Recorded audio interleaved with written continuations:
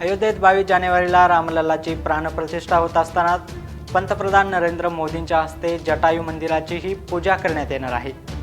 महाराष्ट्रातही जटायूचं एक असं मंदिर आहे, ते आहे नाशिक जिल्ह्यातील सर्वतीर्थ टाकेदमध्ये। काय आहे या मंदिराची आख्यायिका, चला जाणून घेऊया।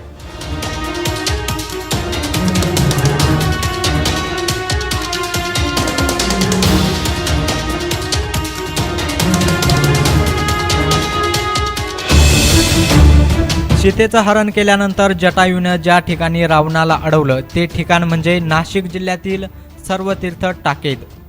सीतेला रावणाच्या तावडीतून सोडवण्यासाठी जटायूने रावणाशी युद्ध केलं आणि युद्ध करत असताना रावणाने जटायूचे पंख छाटले।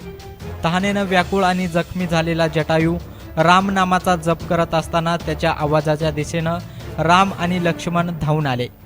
घायाळ जटायूला राम भेटल्यावर त्यानं घडलेली संपूर्ण हकीकत रामाला सांगितली।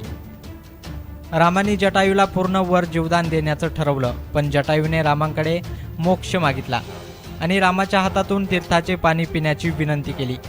रामानेही मग आव्हानरूपी बाण सोडून भारतातील सर्व तीर्थांना आमंत्रित केलं।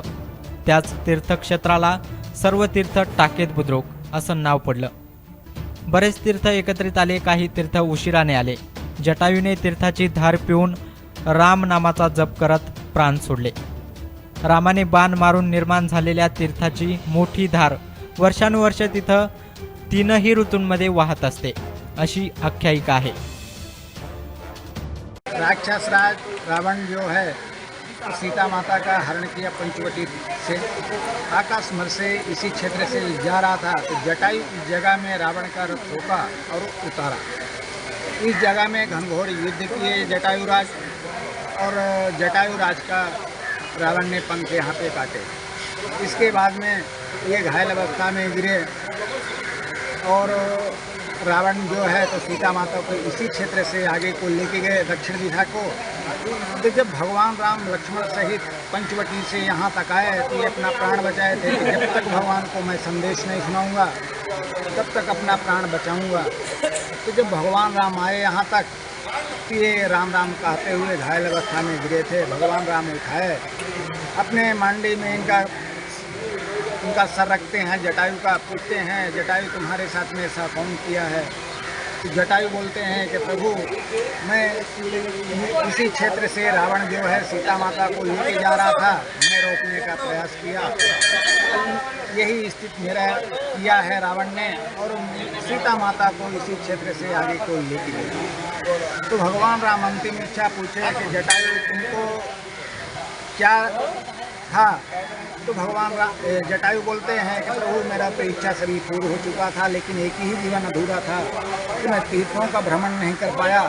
तो अगर आपकी कृपा हो तो एक बार सभी तीर्थों को जल पिला दीजिए। तो भगवान राम जो हैं तो मनकामेश्वर महादेव का स्थापना करते हुए एक सभी तीर्थ का आह्वान करके और एक बाण मारते हैं, वहाँ से तीर्थ निकलते हैं, उनको जल पिलाए ये प्राण छोड़ देते हैं जटायु।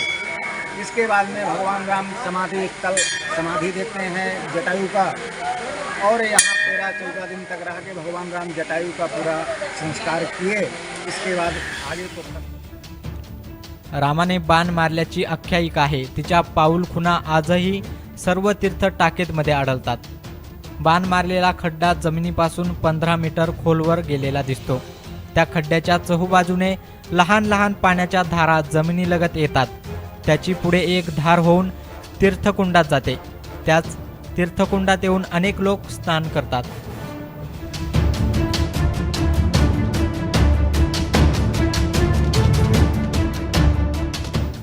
टाकेदचं अधोरेखित करण्याचं महत्त्व म्हणजे इथं जटायूचं मंदिर आहे आणि याचा रामायणातही उल्लेख आढळतो।